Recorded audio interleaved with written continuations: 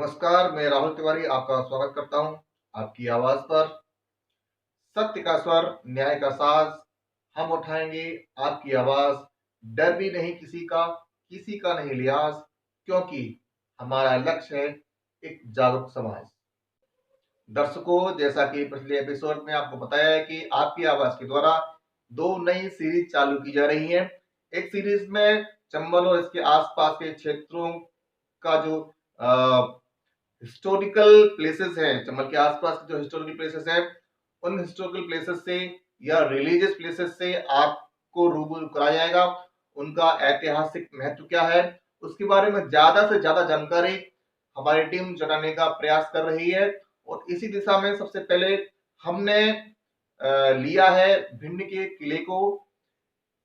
जब हमने इसके संबंध में जानकारी एकत्रित की तो बहुत सी ऐसी जानकारी है मालूम चली जिनसे हम बिल्कुल अनभिज्ञ थे। आप भी देखिए और आशा है कि आपको ये जानकारी पसंद आएगी। चंबल क्षेत्र का जो ऐतिहासिक महत्व रहा है, इस संबंध में हमने चर्चा की एडवोकेट श्री देवेंद्र सिंह चौहान जी के द्वारा, जो कि भिंड न्यायालय के वरिष्ठ वकील हैं और एक चलते फिरते इंसाइक्लोपीडिया है। तो जब हमने उनसे चर्चा की और उन्होंने हमें काफी जानकारी उपलब्ध कराई। देखिए एडवोकेट देवेंद्र सिंह चौहान जी से इस चर्चा के कुछ अंश। नमस्कार, मैं पुष्पेंद्र सिंह आपकी आवाज़ से एक बार फिर आपका स्वागत करता हूं। हमारी जो सीरीज़ है the heritage of our city area region, cultural heritage, historical heritage, जो कुछ हमारी विरासत है, व्यक्ति विशेष हों वो चाहे स्थान विशेष हों, तो उनकी एक श्रृंखला चालू की है हमने। अपने दर्शकों के सामने हम एक एक करके चीज़ों को ला रहे हैं। अब उसमें जो एक्सपर्ट व्यूज़ हैं, तो आज वन ऑफ द एक्सपर्ट्स उनमें से आज हमारे सामने मौजूद हैं, बहुत ही चर्चित शख्सियत और उनके परिचित के लोग या अपरिचित भी क्षेत्र में जो नाम से उनको जाना जाता है, मतलब चलते फिरते एनसाइक्लोपीडिया, वॉकिंग एनसाइक्लोपीडिया, हमारे साथ जुड़े हुए हैं मिस्टर देवेंद्र सिंह चौहान एडवोकेट साहब। उनसे जानते हैं इस बिंदु के बारे में, विषय वस्तु। देखिए, ये जो 5 नदियों का जो संगम वाला बेल्ट है, एक तो पंजाब में है जंक्शन ऑफ 5 रिवर्स पचनदा, और एक पचनदा हमारे इस अंचल में है। ये 5 नदियाँ जमुना, चंबल, सिंध, कुंवारी और ये पहुज, ये इनका जो संगम है। ये संगम के आसपास जो हमारा क्षेत्र है, तो पूरा भिंड आएगा, जालौन आएगा, इटावा है, औरैया है। ये जो रेडियस है 200-400 मील का इलाका, ये पचनद का एरिया है। आप देखें 2500 साल से ये विद्रोह की घाटी के नाम से प्रसिद्ध है। और सबसे पहले यहाँ जो विद्रोह का जो देखने को मिलता है कि चाणक्य ने चंद्रगुप्त जैसा नौजवान उसे मिला, जो किसी अपर कास्ट का नहीं है, योद्धा है। उसको उसने कल्टीवेट किया और उसके नेतृत्व में जो पहला उसने सैन्य संगठन खड़ा किया है, वो चंबल क्षेत्र के बहादुर लड़के उसमें हैं और बड़े बड़े अभियान चलाए। एक पाटलिपुत्र के राजा महापद्मनंद को हराया, और यही चंद्रगुप्त है जिसने सिकंदर और सेल्यूकस वगैरह के विरुद्ध भी संग्राम किए। उस समय से ये शुरू होता है। वैसे भी हिस्टोरिकल एरिया है कि पांडवों ने अपना जो अज्ञात वर्ष यहाँ बिताया। ये चकरनगर है। चकरनगर में एक मशहूर खेड़ा है जहाँ भीमसेन ने बक नाम के असुर का वध किया था, और पुरानी महाभारत कालीन नगरी है। और असंख्य चीज़ें उसके आसपास जो प्राचीन हेरिटेज है हमारा, वो मिलेगा। तो यहाँ भी हम देखते हैं कि भिंड में ये सिंध के उस तरफ भिंड से पूरब की तरफ सिंध नदी क्रॉस करके एक बोहारा इलाका है। ये कुशवाहों की एक सीट ऑफ पावर रही है। इदुर्खी में जो कुशवाहों का राज्य स्थापित हुआ था, तो उसी के उन्होंने अपने वंशजों को, किसी को लाहार, किसी को रोन, किसी को गोपालपुरा, किसी को बोहारा, किसी को अमाइन, इस तरह से कर दिया। तो मैं यहाँ जिक्र करने जा रहा हूँ बोहारा का। बोहारा में एक मजबूत गढ़ी है, वहाँ की जो राजा आधार सिंह थे। मगर जो मराठों ने जब विजय अभियान चलाया, ये 1898 और 1902-4-8 के आसपास, तो सभी लड़ने की स्थिति में नहीं थे। बहुत बड़ी पावर थी मराठों की, सरेंडर किया है। और मराठों ने देखा कि अनुभवी लोग हैं, कई शताब्दियों से राज्य का इन्हें अनुभव है, जनता इनसे जुड़ी है, इनको राजा कहते हैं, किसी को कुछ कहते हैं। तो मराठों ने उसको ज्यों का त्यों रहने दिया और इनको व्यवस्थित किया, जो बाद में हम देखेंगे कि ग्वालियर जो राज्य है मराठों का, उसका जो रिटन हिस्ट्री है वो बड़े विद्वानों का लेके उन्होंने बोर्ड बनाया है। और वर्षों का उन्होंने एक एक जगह का अध्ययन करके, एक एक जगह का पुराना उनका कहाँ से ये वंश आया है, क्या उनकी पेडिग्री है, वंश वृक्ष है, ये सब का उल्लेख करते हुए, और उनको उन्होंने दो वॉल्यूम में दी ग्वालियर रियासत, तारीख़, जागीरदारान और कवायद, ये 1913 में कंपाइल किया। उसमें विस्तार से मिलेगा अगर कोई विद्वान अध्ययन करना चाहे। तो हम देखते हैं कि मैं इस समय बोहारा को केंद्रित कर रहा हूँ। बोहारा में एक मजबूत गढ़ी है, और ये बोहारा के जो राजा हैं, जब मराठों को अभियान चला था उस समय आधार सिंह थे। ये 1898 1902-4 के आसपास का है। मगर हम देखते हैं कि उनका आधार सिंह का जो एक लड़का है हरिश्चंद्र सिंह, जिसे चिमना जी के नाम से जाना जाता है, बहुत विख्यात हैं। उनका वहाँ हिस्टोरिकल मेमोरियल भी मध्य प्रदेश सरकार ने बोहारा में बनाया है। तो इनकी एक बहुत महत्वपूर्ण भूमिका, ये सिंधिया की जो आर्म्ड फोर्सेस हैं उनसे, और सिंधिया की मदद के लिए जो ब्रिटिश जो आर्म्ड फोर्सेस हैं, इनसे उन्होंने लड़के एक बहुत बड़े इलाके पर अपना प्रभुत्व स्थापित किया।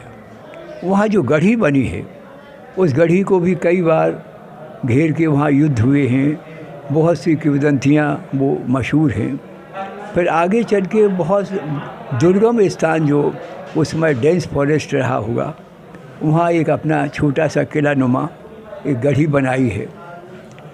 तो ये जब लक्ष्मीबाई ये कालपी के युद्ध के बाद जब बची खुची उसका सैन्य बल है और कुछ खास क्रांतिकारी नेता हैं, क्योंकि ये दौलत सिंह और इनके पिता चिमना जी ये लक्ष्मीबाई के साथ कोच में भी लड़े थे, और ये कालपी में जो कई दिन का युद्ध चला उसमें भी भाग लिया था। और इस पूरे क्षेत्र की जो भी विद्रोही ताकतें हैं उनसे लक्ष्मीबाई, वो भी राष्ट्रीय नेता है, नाना साहब का जो ग्रुप है उसी के सब फॉलोअर्स हैं।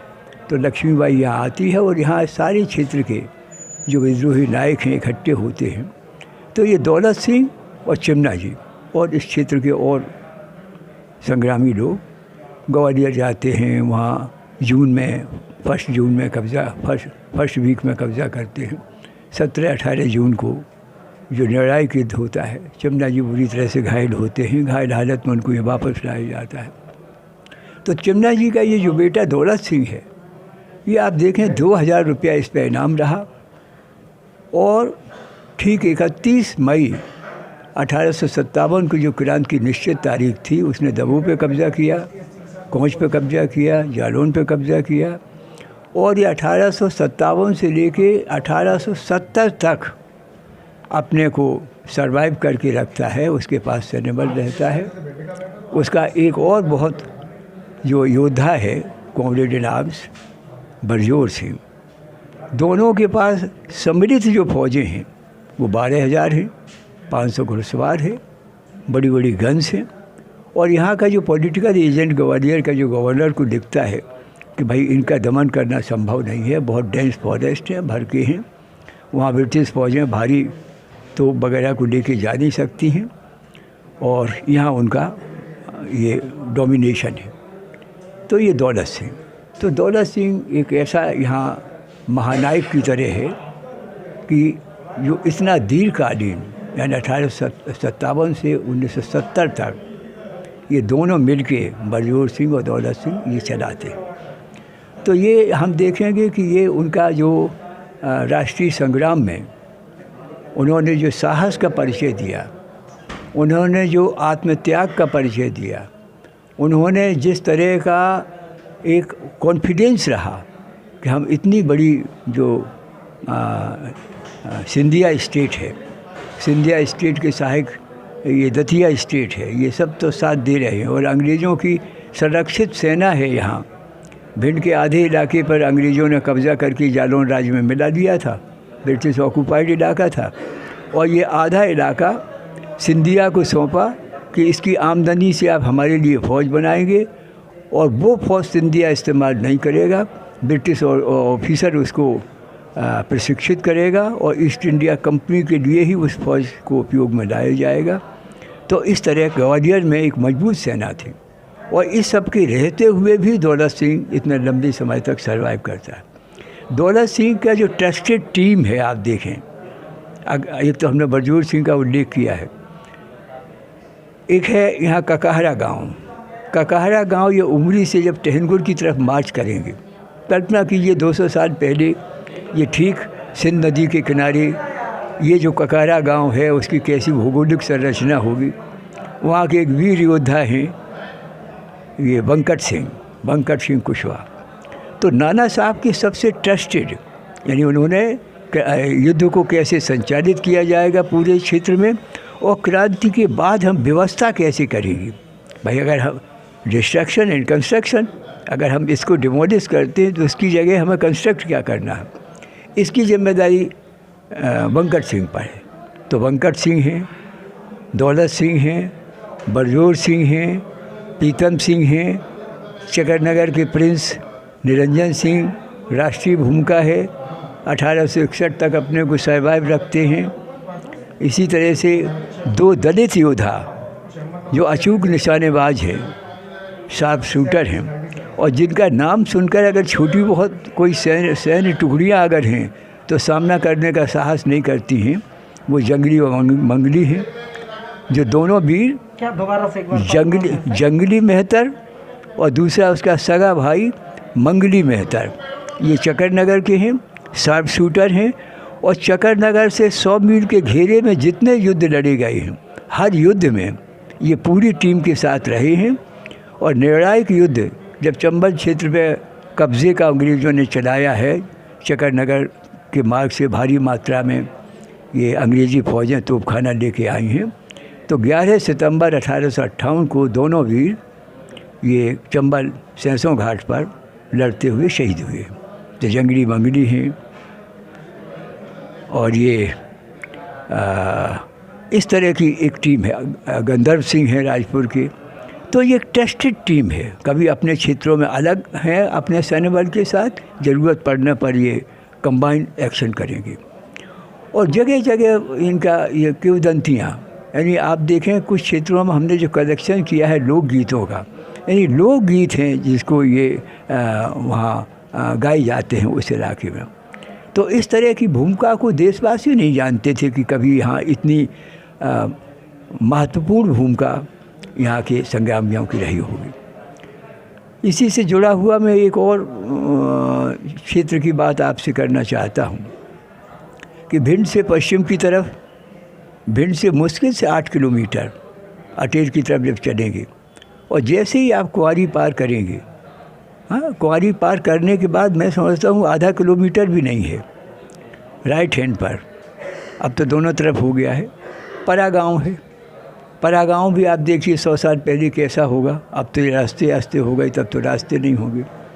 अब यहाँ तेलंग दीक्षित उस समय भदावर महाराज के राज में बहुत महत्वपूर्ण ये सहायकों की भूमिका का निर्वाह करते होंगे। राजपुरोहित का दर्जा संभवतः उनका रहा होगा।